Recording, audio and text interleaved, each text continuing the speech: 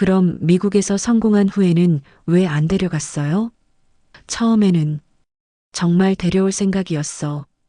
돈도 벌고 안전해지면 꼭 데려오려고 했어. 병호의 목소리가 더욱 작아졌습니다. 하지만 시간이 지나면서 마가렛을 만났고 새로운 삶을 시작하게 됐어. 정욱은 가슴이 미어지는 것 같았습니다. 그럼 우리는 뭐였어요? 그냥 버릴 수 있는 과거였던 건가요? 아니야. 병우가 간절하게 말했습니다. 한순간도 너희를 잊은 적이 없어. 서재에 있던 사진들 봤지? 승재 어릴 때부터 지금까지 모든 걸 다 알고 있었어. 그럼 왜? 용기가 없었어. 병우가 솔직하게 고백했습니다. 새로운 가정을 꾸리고 나니까 돌아갈 용기가 없었어. 30년 만에 운명적으로 재회한 부부의 감동적인 이야기를 들려드리려고 합니다. 이야기를 시작하기 전에 구독과 좋아요 버튼을 눌러주시면 더 많은 감동적인 이야기를 만날 수 있어요. 서울 강동구의 오래된 아파트 단지, 새벽 5시면 어김없이 들려오는 발걸음 소리가 있습니다. 바로 한정욱이 반찬 가게를 열러 가는 소리죠. 7, 10세의 나이에도 허리는 곧게 펴고 손에는 늘 무거운 장바구니를 들고 있는 정욱의 모습은 이 동네 사람들에게는 너무나 익숙한 풍경입니다. 할머니, 오늘도 일찍 나오셨네요. 아침 운동을 나온 이웃이 인사를 건넵니다. 정욱은 환한 미소로 답합니다. 그래야 손주들 학용품도 사주고 용돈도 주죠. 언제나 밝은 목소리지만 그 속에는 30년이라는 긴 세월 동안 혼자서 짊어진 무게가 묻어납니다. 가게 문을 열고 하루를 시작하는 정욱의 손길은 여전히 능숙합니다. 김치를 담그고 나물을 무치고 반찬 하나하나에 정성을 들이는 모습을 보면 그녀가 얼마나 많은 사람들의 끼니를 책임져 왔는지 알 수 있습니다. 단골 손님들이 하나둘 찾아오기 시작하면서 가게는 활기를 띠기 시작합니다. 정욱 씨, 오늘 깍두기 맛이 예술이네요. 그래도 되겠어요? 손주 녀석이 깍두기만 먹겠다고 해서 특별히 더 정성 들여 담갔거든요. 정욱은 늘 이런 식입니다. 자신의 이야기보다는 손주들 자랑이 먼저 나오죠. 오후가 되면 초등학생인 손자 민준이와 중학생인 손녀 서윤이가 학교에서 돌아옵니다. 할머니 하고 달려오는 아이들을 보면 정욱의 얼굴에는 세상에서 가장 행복한 표정이 떠오릅니다. 이 순간만큼은 30년 전의 상처도 혼자 감당해야 했던 무게도 모두 잊혀집니다. 오늘 학교에서 뭐 배웠어? 할머니, 우리 아빠는 언제 와? 민준이의 순진한 질문에 정욱의 마음이 잠시 무거워집니다. 아들 승재는 변호사 일로 너무 바빠서 아이들과 함께 보낸 시간이 부족합니다. 아니, 정확히 말하면 아버지에 대한 분노와 상처 때문에 가족과의 시간조차 제대로 만들지 못하고 있는 것이죠. 밤이 되면 정욱은 혼자만의 시간을 갖습니다. 오래된 앨범을 펼쳐보며 젊은 시절의 사진들을 들여다봅니다. 25살 때 찍은 결혼사진 속의 이병호는 정말 멋있었습니다. 미국에서 성공해서 꼭 데리러 올게라고 약속했던 그 사람, 하지만 30년이 지난 지금까지도 소식 한 번 없는 그 사람 말입니다. 그때 내가 잡았더라면. 정욱은 속으로 중얼거립니다. 아니야, 버린 사람을 왜 기다리니? 이젠 손주들 잘 키우는 게 내 인생이야. 스스로에게 다짐하듯 말하지만 마음 한구석에서는 여전히 그리움이 꿈틀거립니다. 창밖으로 보이는 달빛이 유난히 밝은 밤, 정욱은 또 다른 하루를 마무리합니다. 내일도 새벽 5시면 일어나서 같은 일상을 반복할 것입니다. 하지만 그녀는 모르고 있습니다. 곧 그녀의 평범한 일상이 완전히 뒤바뀔 거라는 것을, 그리고 30년 전 떠난 그 사람과 다시 만나. 할머니, 정말 비행기 타는 거예요? 민준이가 눈을 동그랗게 뜨며 물어봅니다. 정옥은 생전 처음 받아본 여권을 손에 쥐고 있습니다. 미국 유학 중인 손녀 서윤이가 갑작스럽게 아프다는 소식을 들었거든요. 응, 할머니가 꼭 가야 해. 서윤이가 혼자서 얼마나 무서울까? 인천공항은 정옥에게는 완전히 다른 세상이었습니다. 영어로 된 안내방송, 키 큰 외국인들, 그리고 자신보다 훨씬 젊어 보이는 승무원들까지. 괜찮으실 거예요, 어머니. 승재가 걱정스러운 표정으로 말합니다. 비행기는 자동차보다 안전하다고 하니까요. 비행기에 오른 정옥의 심장은 쿵쾅거렸습니다. 70살에 처음 타는 비행기, 그것도 10몇 시간이나 걸리는 장거리 비행이라니. 옆자리에 앉은 중년 남성이 친절하게 안전벨트 매는 법을 알려주었습니다. 처음 타시는군요. 저도 처음엔 무서웠어요. 이륙할 때의 그 느낌을 정옥은 평생 잊지 못할 것 같습니다. 몸이 뒤로 밀리면서 창밖으로 점점 작아지는 서울의 모습을. 아이고, 정말 하늘을 날고 있네. 감탄사가 절로 나왔습니다. 구름 위로 떠오른 태양빛이 얼마나 아름다운지 지상에서는 절대 볼 수 없는 풍경이었습니다. 비행 중반쯤 되었을 때였습니다. 기내에서 갑자기 소란이 일었습니다. 의사 선생님 계시나요? 응급 환자가 발생했습니다. 승무원들의 급박한 목소리가 기내에 울려 퍼졌습니다. 정옥이 고개를 돌려보니 비즈니스석에서 한 노신사가 가슴을 움켜쥐며 괴로워하고 있었습니다. 심장 발작인 것 같습니다. 의사라고 나선 승객이 외쳤습니다. 하지만 기내에서 할 수 있는 응급처치는 한계가 있었습니다. 정옥은 잠시 망설였습니다. 자신은 의사가 아니라 간호조무사 출신일 뿐이니까요. 하지만 사람이 죽어가는데 가만히 있을 수는 없었습니다. 제가 도와드릴게요. 정옥이 조심스럽게 다가갔습니다. 간호조무사였어요. 오래전 일이지만 승무원들은 절박한 상황에서 정옥의 도움을 받아들였습니다. 정옥의 손길은 놀랍도록 능숙했습니다. 맥박을 재고 호흡을 확인하고 심폐소생술을 시행했습니다. 할머니, 정말 대단하세요. 젊은 승무원이 감탄했습니다. 정옥의 적절한 응급처치 덕분에 환자의 상태가 안정되기 시작했습니다. 기내의 다른 승객들도 박수를 보냈습니다. 생명을 구하셨어요.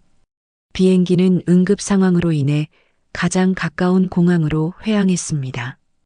구급차가 대기하고 있었고 의료진들이 환자를 응급실로 이송했습니다. 정옥도 함께 병원으로 갔습니다. 자신이 응급처치를 했으니 상황을 설명해야 했거든요. 병원 복도에서 기다리던 정옥은 의사로부터 환자가 위험한 고비를 넘겼다는 소식을 들었습니다. 할머니 덕분에 살았어요. 조금만 늦었으면 큰일 날 뻔했습니다. 정옥은 안도의 한숨을 내쉬었습니다. 그런데 중환자실에서 나오는 환자의 얼굴을 본 순간 정옥의 온몸이 얼어붙었습니다. 30년이라는 세월이 흘렀지만 그 얼굴을 잊을 수 있겠습니까? 자신을 버리고 떠난 남편 이병호였습니다. 머리는 하얗게 새고 얼굴에는 주름이 깊게 패었지만 분명히 그 사람이었습니다. 이럴 수가. 정옥의 다리에 힘이 빠졌습니다. 하늘이 이런 장난을 치다니. 자신이 아니었으면 저 남자는 지금 죽었을 텐데. 운명이란 게 정말 기가 막힌 것 같습니다. 30년을 기다리고 원망하고 그리워했던 그 사람을 이런 식으로 다시 만나게 되다니. 병호가 깨어난 것은 다음 날 오후였습니다. 희미한 의식 속에서 천천히 눈을 뜬 그는 낯익은 얼굴을 발견하고 깜짝 놀랐습니다. 정옥이? 목소리가 떨리고 있었습니다. 30년 만에 마주한 아내의 얼굴은 세월의 흔적이 역력했지만 여전히 그가 기억하는 그 사람이었습니다. 깨어나셨군요. 정옥의 목소리는 의외로 차분했습니다. 의사 선생님께서 완전히 회복되려면 며칠 더 걸린다고 하시더군요. 마치 낯선 환자를 대하듯 담담한 어조였지만 병호는 그녀의 떨리는 손끝을 놓치지 않았습니다. 병실 문이 열리면서 간호사가 들어왔습니다. 환자분, 기분이 어떠세요? 그리고 이분이 생명의 은인이세요. 기내에서 응급처치를 해주신 분입니다. 간호사의 말에 병호는 더욱 당황했습니다. 자신을 구해준 사람이 바로 자신이 버린 아내라니. 정옥아. 병호가 조심스럽게 말을 꺼냈지만 정옥은 자리에서 일어났습니다. 환자분이 깨어나셨으니 저는 가보겠습니다. 손녀를 봐야 해서요. 냉정한 말투였지만 그녀의 눈가에는 복잡한 감정이 어려 있었습니다. 그런데 복도에서 생각지도 못한 일이 벌어졌습니다. 기자들이 몰려든 것입니다. 한국에서 오신 여사님 맞으시죠? 미국 억만장자의 생명을 구하신 분이시라고요. 플래시가 터지고 마이크가 정옥 앞으로 향했습니다. 어떤 기분이세요? 혹시 환자분과 아는 사이신가요? 정옥은 당황했습니다. 억만장자? 그 말이 무슨 뜻인지 몰랐거든요. 저는 그냥 사람이 위급해서 도와드린 것뿐입니다. 떨리는 목소리로 대답하며 기자들 사이를 빠져나가려 했지만 질문은 계속 이어졌습니다. 이병우 회장님과는 어떤 관계신가요? 혹시 옛 연인 사이셨나요? 기자의 질문에 정옥은 얼굴이 하얗게 변했습니다. 이병우가 회장이라고요? 그것도 억만장자라고요? 30년 전 가난한 유학생이었던 그 사람이 말입니다. 바로 그때 엘리베이터에서 우아한 서양 여성이 나타났습니다. 금발의 명품 옷차림의 그녀는 기자들을 향해 유창한 영어로 말했습니다. 남편이 깨어났다니 다행입니다. 이 한국 여사님께 정말 감사드립니다. 병호의 현재 아내인 마가렛이었습니다.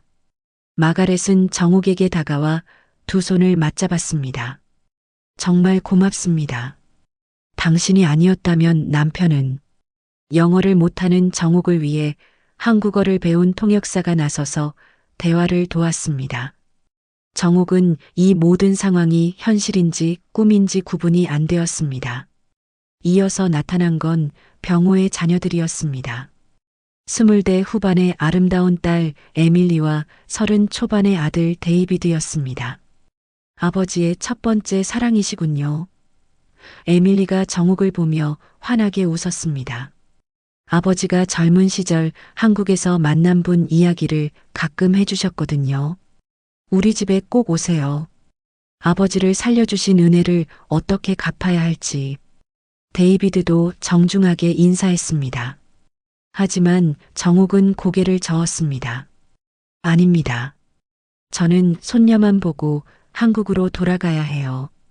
그런데 며칠 후 한국에서 급히 날아온 사람이 있었습니다. 바로 아들 승재였습니다. 미국 언론에 보도된 뉴스를 보고 급히 온 것입니다. 어머니, 정말 아버지를 구해주신 거예요? 승재의 목소리에는 복잡한 감정이 섞여 있었습니다. 승재야, 우리 그냥 돌아가자. 손녀만 보고 가면 돼. 정옥이 말했지만 승재는 달랐습니다. 어머니, 아버지가 억만장자래요. 우리를 버리고 가서 그렇게 성공했다고요. 그럼 우리도 당당하게 우리 몫을 찾아야 하는 거 아니에요? 바로 그때 병실에서 나온 병호가 정옥과 승재를 발견했습니다. 휠체어에 앉은 채로 조심스럽게 다가왔습니다. 승재야, 정말 많이 컸구나. 30년 만에 보는 아들의 모습에 병호의 눈에는 눈물이 고였습니다. 하지만 승재는 차갑게 돌아섰습니다.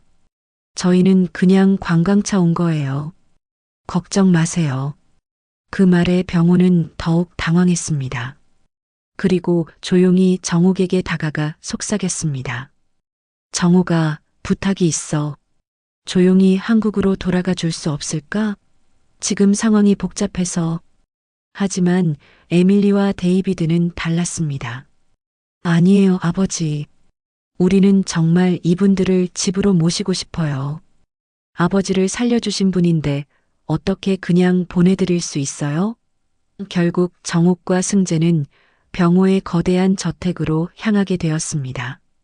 정옥의 평범했던 일상은 이제 완전히 다른 세상으로 바뀌어 가고 있었습니다.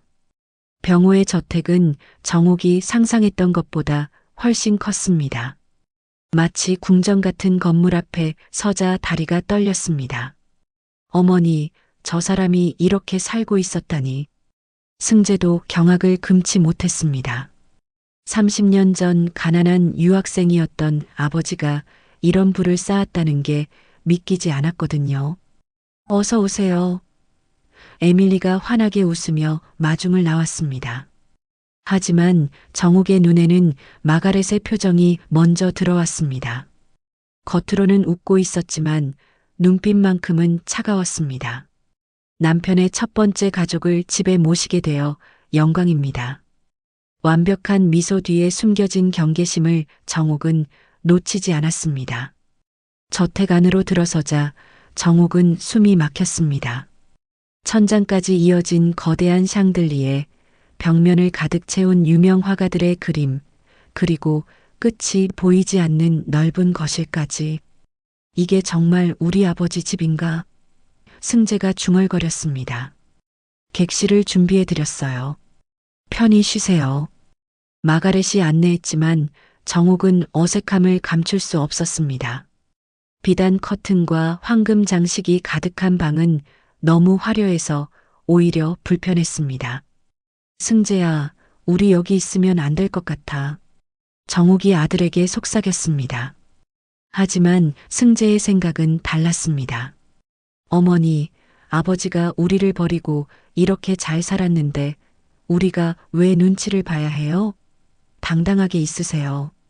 아들의 말에는 30년간 쌓인 분노가 서려 있었습니다. 첫 번째 저녁 식사 시간은 지옥 같았습니다. 거대한 다이닝 테이블에 앉아 있으니 정욱은 자신이 너무 초라해 보이는 것 같았습니다. 마가렛은 능숙하게 대화를 이끌어갔지만 그 말 하나하나에는 가시가 있었습니다. 정욱 씨는 한국에서 어떤 일을 하세요? 작은 반찬 가게를 운영합니다. 아, 그러시군요. 참 대단하세요. 혼자서 아이까지 키우시면서. 겉으로는 칭찬하는 것 같았지만 정욱은 그 속뜻을 알 수 있었습니다. 에밀리만큼은 달랐습니다. 할머니, 한국 음식 좀 가르쳐 주세요. 아버지가 어릴 때 드셨던 김치찌개 맛이 그리우시대요. 순수한 호기심과 관심을 보이는 에밀리를 보면서 정욱의 마음이 조금 누그러졌습니다. 하지만 데이비드는 또 달랐습니다. 겉으로는 예의 바르게 행동했지만 승재를 보는 눈빛에는 경계심이 가득했습니다. 승재 씨는 한국에서 변호사라고 들었어요. 여기 미국 법률에도 관심이 있으신가요? 은근히 견제하는 듯한 말투였습니다. 며칠이 지나면서 상황은 더욱 복잡해졌습니다. 마가렛은 하인들에게 정욱과 승재를 감시하라고 지시했습니다. 저 사람들이 뭘 하는지, 어디에 관심을 보이는지 모두 보고해. 물론 정욱은 모르는 일이었지만 승재는 눈치챘습니다. 어머니, 여기 있으면 안 돼요. 저 여자가 우리를 경계하고 있어요. 승재가 걱정스럽게 말했지만 정욱은 망설였습니다. 아직 병우와 제대로 된 대화 한번 나누지 못했거든요. 30년 만에 만났는데 이렇게 떠날 수는 없었습니다. 그런데 어느 날 밤 승재가 우연히 병호의 서재에 들어가게 되었습니다. 길을 잃고 헤매다가 열린 문으로 들어간 것이었는데 거기서 놀라운 것을 발견했습니다. 벽면에 걸린 사진들 중에 어린 자신과 정욱의 사진이 있었던 것입니다. 더 놀라운 건 책상 위에 놓인 문서들이었습니다. 한국어로 된 신문 기사 스크랩들과 정욱의 근황을 조사한 자료들까지. 병호가 그동안 한국의 가족을 잊지 않고 있었다는 증거였습니다.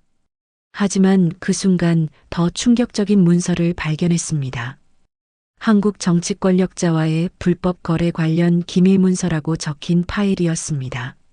승재는 떨리는 손으로 그 문서를 펼쳐봤습니다. 거기에는 30년 전 병호가 왜 한국을 떠나야 했는지, 왜 가족을 두고 갈 수밖에 없었는지에 대한 진실이 적혀 있었습니다. 문서에 따르면 병호는 당시 정치인의 불법 자금 세탁에 억지로 연루되었고 그 사실이 발각되면 자신뿐만 아니라 가족까지 위험해질 상황이었습니다. 그래서 혼자 미국으로 도피한 것이었습니다. 성공을 위해 가족을 버린 게 아니라 가족을 지키기 위해 희생한 것이었던 겁니다. 이럴 수가. 승재의 온몸이 떨렸습니다. 30년 동안 아버지를 원망했는데 진실은 정반대였던 것입니다. 그런데 그 순간 뒤에서 목소리가 들렸습니다. 거기서 뭐 하는 거야? 데이비드가 서재 문 앞에 서 있었습니다. 나는 잘못 들어온 것 같아. 승재가 당황하며 문서를 내려놓으려 했지만 데이비드는 이미 모든 걸 봤습니다. 아버지의 과거를 캐고 있었구나. 역시 돈 때문에 온 거였어. 데이비드의 목소리에는 분노가 섞여 있었습니다. 그날 밤 저택에는 긴장감이 돌았습니다. 승재는 발견한 진실 때문에 잠을 이룰 수 없었고 정옥은 아들의 불안한 모습을 보며 걱정이 커졌습니다. 그리고 병호는 자신의 서재에서 일어난 일을 듣고 복잡한 심경에 빠져 있었습니다. 이제 진실이 밝혀질 때가 온 것 같았습니다. 다음 날 아침 저택 전체가 술렁이기 시작했습니다. 병호가 갑작스럽게 기자회견을 열겠다고 발표한 것입니다. 심장병으로 인해 모든 사업에서 은퇴하겠습니다. 뉴스는 순식간에 전 세계로 퍼져나갔습니다.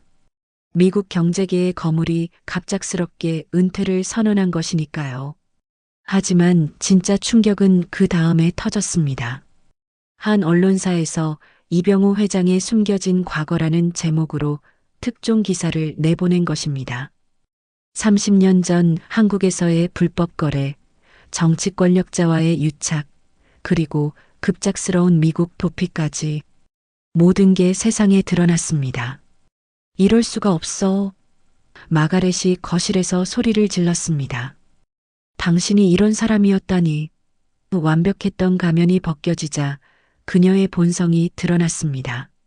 나는 범죄자의 아내가 될 수는 없어요. 이혼해 주세요. 병호는 소파에 주저앉아 고개를 떨구었습니다. 30년간 숨겨왔던 비밀이 한순간에 무너져 내렸습니다. 마가렛, 내 말 좀 들어봐. 그때 상황이. 하지만 마가렛은 듣지 않았습니다. 변명은 됐어요. 변호사를 부르겠어요. 에밀리와 데이비드도 충격에 빠졌습니다. 아버지, 이게 정말이에요? 에밀리가 떨리는 목소리로 물었습니다. 평생 존경했던 아버지가 실은 범죄자였다니. 데이비드는 아예 말을 하지 않고 방으로 들어가 버렸습니다. 그런데 더 큰 충격이 기다리고 있었습니다. FBI에서 수사관들이 저택으로 찾아온 것입니다. 이병호 씨, 30년 전 한국에서의 불법 자금 세탁건에 대해 조사가 필요합니다. 수갑이 채워지는 순간 병호의 인생은 완전히 무너졌습니다. 정옥은 이 모든 상황을 멍하니 바라보고 있었습니다. 30년 만에 만난 남편이 범죄자로 몰려 체포되는 모습을. 어머니, 이제 우리가 복수할 때예요. 승재가 어머니의 어깨에 손을 얹었습니다. 아버지 회사를 우리가 차지할 수 있어요. 승재야, 너 무슨 소리 하는 거니? 정옥이 깜짝 놀라며 물었습니다. 아버지가 우리를 버리고 혼자 부자가 된 건 사실이잖아요.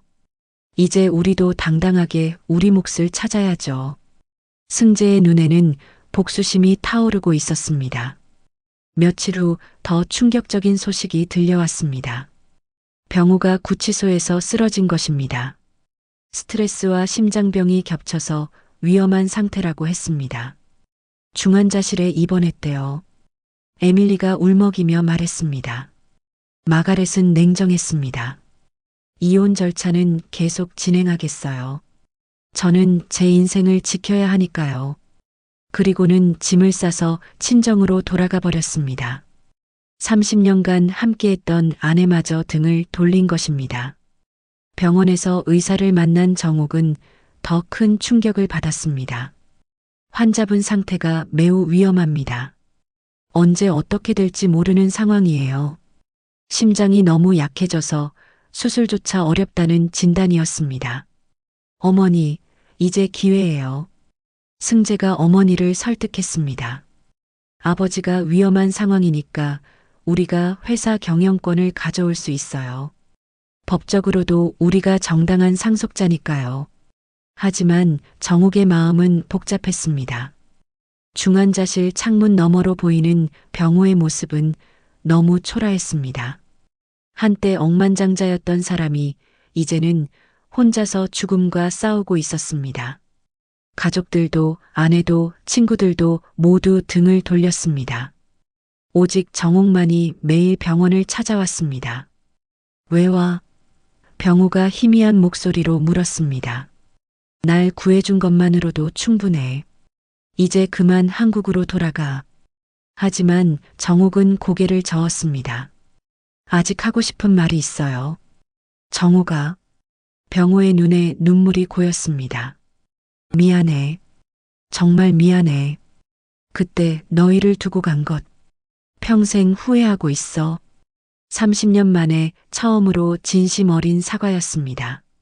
그런데 바로 그 순간 심장 모니터에서 경보음이 울렸습니다. 병호의 심장이 갑자기 멈춘 것입니다. 코드 블루, 코드 블루. 의료진들이 뛰어들어왔고 정옥은 복도로 밀려났습니다. 이럴 수가. 정옥의 다리에 힘이 빠졌습니다. 30년 만에 만났는데 이렇게 헤어질 수는 없었습니다. 아직 묻고 싶은 말이, 들어야 할 이야기가 너무 많았는데 복도에서 기다리는 정옥의 얼굴에는 눈물이 흘러내렸습니다. 응급실 앞 복도에서 기다리는 시간이 영원처럼 느껴졌습니다. 정옥은 의자에 앉아 손을 모으고 기도했습니다. 제발, 아직은 안 돼. 할 말이 너무 많아. 30분이 지나고 1시간이 지나도 의료진에게서는 아무런 소식이 없었습니다. 마침내 의사가 나왔습니다. 다행히 심장이 다시 뛰기 시작했습니다. 하지만 상태가 매우 위중해요. 언제든 다시 위험해질 수 있습니다. 정옥은 안도의 한숨을 내쉬었지만 동시에 불안감도 커졌습니다. 병실로 들어간 정옥을 본 병호는 놀란 표정을 지었습니다. 너, 왜 아직도 여기 있어? 산소 마스크 너머로 들리는 목소리는 더욱 약해져 있었습니다. 돌아가야 할 사람은 나야. 한국의 손주들이 기다리고 있잖아. 아직 못 들은 이야기가 있어요. 정옥이 병상 옆 의자에 앉았습니다. 30년 전 그날 정말 무슨 일이 있었던 건가요? 승재가 서재에서 본 그 문서들. 병호의 얼굴이 굳어졌습니다. 결국 아들이 진실을 알게 된 것이었습니다. 병호는 천천히 입을 열었습니다. 그때 나는 정말 어쩔 수 없었어.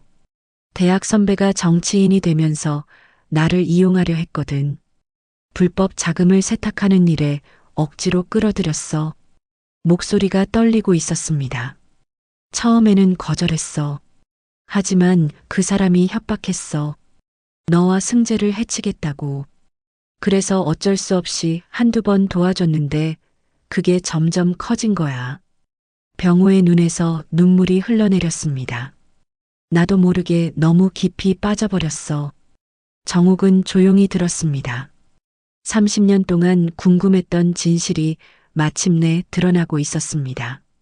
그래서 미국으로 간 건가요? 검찰 수사가 시작되면서 그 선배가 모든 걸 나한테 뒤집어 씌우려 했어. 증거도 조작하고. 그대로 있으면 감옥에 갈 게 분명했어. 그런데 왜 우리한테 말하지 않았어요? 정욱의 목소리에는 원망이 섞여 있었습니다. 말할 수 있었겠어? 범죄자가 될 뻔한 남편이라고 어떻게 말해? 병우가 고개를 돌렸습니다. 차라리 성공을 위해 떠난다고 생각하는 게 나을 것 같았어. 그럼 미국에서 성공한 후에는 왜 안 데려갔어요? 처음에는 정말 데려올 생각이었어. 돈도 벌고 안전해지면 꼭 데려오려고 했어. 병호의 목소리가 더욱 작아졌습니다. 하지만 시간이 지나면서 마가렛을 만났고 새로운 삶을 시작하게 됐어. 정욱은 가슴이 미어지는 것 같았습니다. 그럼 우리는 뭐였어요? 그냥 버릴 수 있는 과거였던 건가요? 아니야. 병우가 간절하게 말했습니다. 한순간도 너희를 잊은 적이 없어. 서재에 있던 사진들 봤지? 승재 어릴 때부터 지금까지 모든 걸 다 알고 있었어. 그럼 왜? 용기가 없었어. 병우가 솔직하게 고백했습니다. 새로운 가정을 꾸리고 나니까 돌아갈 용기가 없었어. 너희한테 어떤 얼굴로 나타나겠어? 정욱은 할 말을 잃었습니다. 바로 그때 문이 열리며 승재가 들어왔습니다. 며칠째 복잡한 심경으로 지내던 아들의 얼굴은 여전히 굳어 있었습니다. 아버지. 30년 만에 처음으로 아버지라고 불렀습니다. 승재야. 병우가 아들을 보며 눈물을 흘렸습니다. 미안하다. 정말 미안해. 아버지가 너무 나쁜 짓을 했구나. 승재는 잠시 말없이 아버지를 바라보았습니다. 아버지가 우리를 버린 줄 알았어요. 승재의 목소리도 떨리고 있었습니다. 30년 동안 원망했어요. 왜 우리만 두고 갔는지, 왜 연락도 안 하는지. 병실에는 30년간 쌓인 아픔이 흘러넘쳤습니다. 하지만 서재에서 그 문서들을 보고 진실을 알게 됐어요. 승재가 아버지에게 다가갔습니다. 아버지도 피해자였구나. 우리를 지키려고 혼자 모든 걸 감당한 거였구나. 병호는 더 이상 말을 할 수 없었습니다. 아버지, 이제 그만 혼자 아파하세요. 승재가 아버지의 손을 잡았습니다. 늦었지만 이제라도 진짜 가족이 되어 보자고요. 정욱도 다른 손을 잡았습니다. 그래요. 이제 복수도 미움도 끝내요. 남은 시간이라도 진짜 가족으로 살아요. 병호는 두 사람의 손을 꽉 잡았습니다. 고마워. 정말 고마워. 이렇게 용서해줘서 30년간의 오해와 원망이 마침내 눈물과 함께 씻겨 내려가고 있었습니다. 하지만 그들이 모르는 사실이 하나 있었습니다. 마가렛이 변호사와 함께 회사 지분을 모두 차지하려는 계획을 세우고 있다는 것을, 진짜 시련은 이제부터 시작일지도 모른다는 것을 말입니다. 병호가 기적적으로 회복되어 퇴원한 지 일주일 후 충격적인 소식이 날아들었습니다. 마가렛이 회사 이사회를 소집해서 병호의 모든 경영권을 박탈하려 한다는 것이었습니다. 남편이 범죄자로 드러난 이상 회사를 지키기 위해서는 어쩔 수 없는 선택입니다. 마가렛의 변호사가 언론에 발표했습니다. 이럴 수가. 에밀리가 분노에 떨었습니다. 아버지가 아직 살아계시는데 어떻게 이럴 수 있어요? 하지만 데이비드는 망설이고 있었습니다. 에밀리야, 아버지의 과거가 사실인 이상 회사를 지키려면 어쩔 수 없을지도 몰라. 승재는 즉시 행동에 나섰습니다. 어머니, 이제 정말 싸워야 해요. 아버지를 도와드려야 합니다. 30년간 쌓인 분노가 이제는 아버지를 지키려는 의지로 바뀌었습니다. 내가 변호사니까 아버지를 변호할게요. 마가렛의 계획은 치밀했습니다. 이사회 구성원들을 하나씩 설득해서 병호를 축출하려는 것이었습니다. 여러분, 이병호가 범죄자라는 게 밝혀진 이상 우리 회사의 명예를 지켜야 하지 않겠습니까? 이사들 대부분이 마가렛의 편에 서기 시작했습니다. 하지만 정옥과 승재, 그리고 에밀리는 포기하지 않았습니다. 에밀리가 중요한 정보를 가져왔습니다. 마가렛이 아버지 몰래 회사 자금으로 개인 투자를 해왔어요. 증거도 있어요. 마가렛도 완전히 깨끗하지 않았던 것입니다. 이거면 충분해요. 승재가 서류들을 검토하며 말했습니다. 마가렛의 횡령을 입증할 수 있어요. 오히려 우리가 유리한 고지에 설 수 있습니다. 정옥은 아들이 이렇게 의지가 되는 줄 몰랐습니다. 드디어 이사회 당일이 되었습니다. 회의실에는 긴장감이 흘렀습니다. 마가렛은 자신만만한 표정으로 앉아 있었고 병호는 여전히 약해 보였지만 의연한 모습이었습니다. 오늘 이 자리에서 이병호의 모든 경영권을 박탈하고자 합니다. 마가렛이 발언했습니다. 잠깐요. 승재가 일어났습니다. 저는 이병호의 아들이자 변호사 이승재입니다. 아버지를 변호하기 위해 이 자리에 왔습니다. 이사들이 웅성거렸습니다. 30년 만에 나타난 아들이 아버지를 변호한다니. 마가렛 여사가 말하는 범죄는 30년 전의 일입니다. 그리고 그것마저도 강요에 의한 것이었음이 증명되었습니다. 승재가 증거 서류들을 제시했습니다. 오히려 마가렛 여사야말로 최근 몇 년간 회사 자금을 횡령해 왔습니다. 마가렛의 얼굴이 파랗게 변했습니다. 그게 무슨 증거가 여기 있습니다. 에밀리가 서류 뭉치를 내놓았습니다. 계좌 이체 내역, 개인 부동산 구입 기록, 모든 게 다 있어요. 저는 마가렛이 말을 더듬었습니다. 완벽하다고 생각했던 계획이 무너지고 있었습니다. 버림받은 아들이 아니라 아버지를 지키고 싶은 아들로서 여기 섰습니다. 승재의 목소리에는 진심이 담겨 있었습니다. 30년 동안 아버지를 원망했습니다. 왜 우리를 버리고 갔는지, 왜 연락도 하지 않는지. 승재의 목소리가 떨렸습니다. 하지만 이제 알았습니다. 아버지는 우리를 지키기 위해 모든 걸 희생하신 분이라는 것을. 이사회실이 조용해졌습니다. 승재의 진심 어린 변호에 감동받은 이사들의 표정이 변하기 시작했습니다.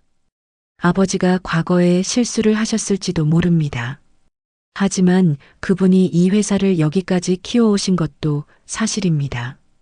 그리고 무엇보다 승재가 정옥을 바라보았습니다. 우리 어머니가 아버지의 생명을 구해주셨습니다. 그 사랑과 용서가 있었기에 오늘 이 자리가 가능한 것입니다. 정옥의 눈에서 눈물이 흘러내렸습니다. 결국 이사회는 마가렛의 제안을 거부했습니다.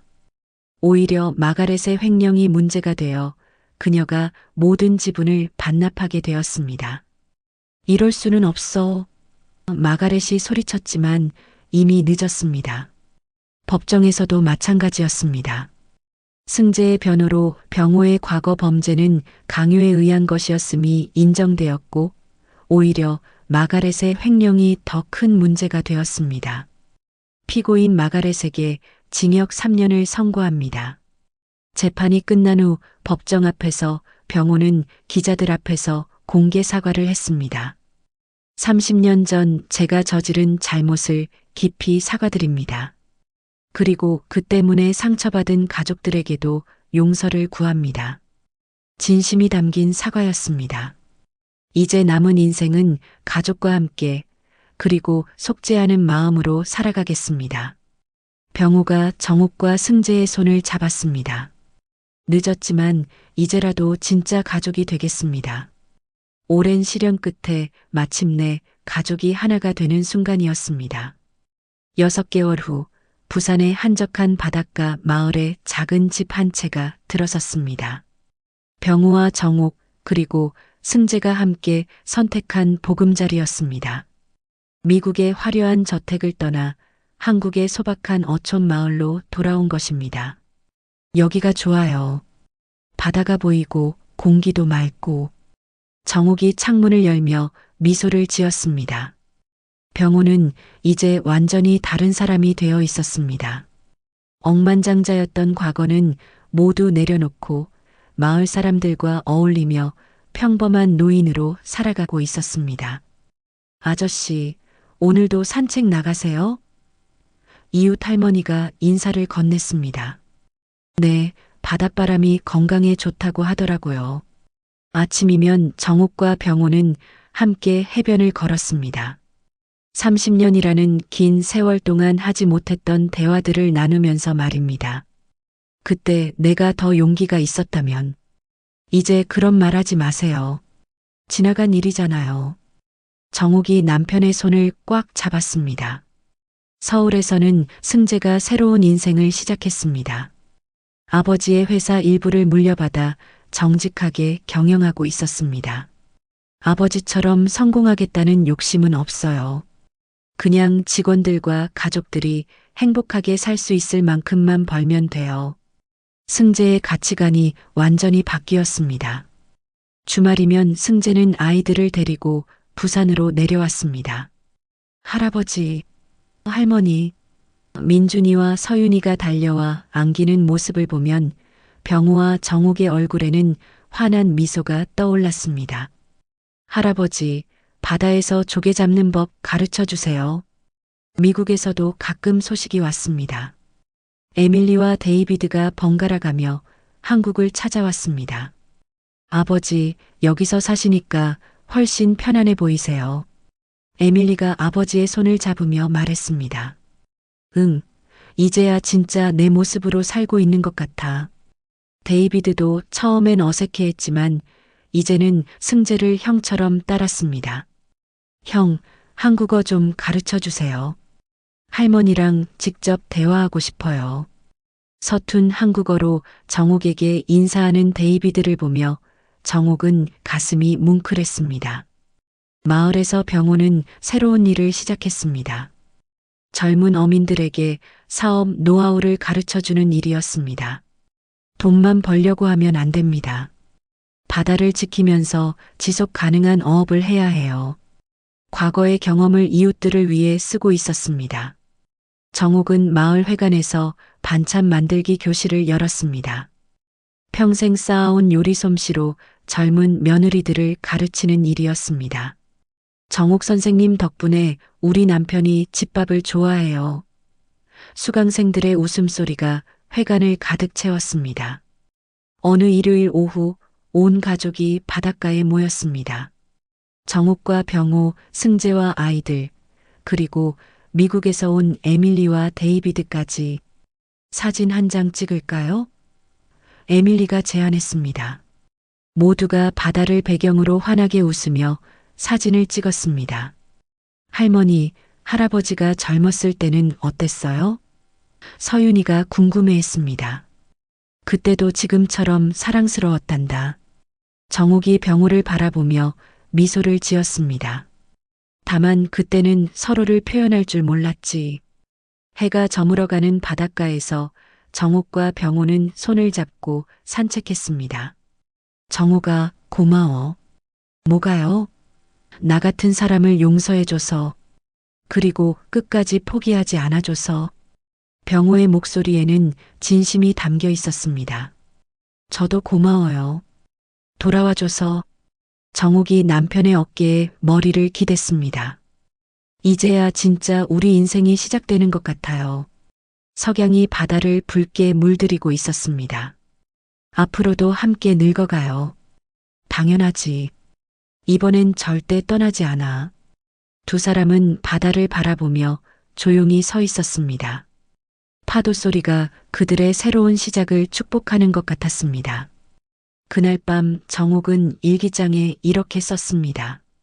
인생의 끝자락에서 다시 만나 용서했으니 이제 진짜로 행복할 수 있겠지. 30년이라는 긴 기다림도 아픔도 모든 게 이 순간을 위한 것이었나 보다. 창밖으로 보이는 바다에는 달빛이 은빛길을 만들고 있었습니다. 한때 찢어졌던 가족이 다시 하나가 되어 평화로운 밤을 맞이하고 있었습니다. 늦었지만 진정한 사랑과 용서로 맺어진 가족의 모습이었습니다. 이제 그들에게는 새로운 내일이 기다리고 있었습니다. 과거의 상처는 모두 바다 저편으로 보내고 남은 인생은 온전히 서로를 위해 살아갈 시간들만이 남아 있었습니다. 정옥과 병호의 늦은 재회는 이렇게 완성되었습니다.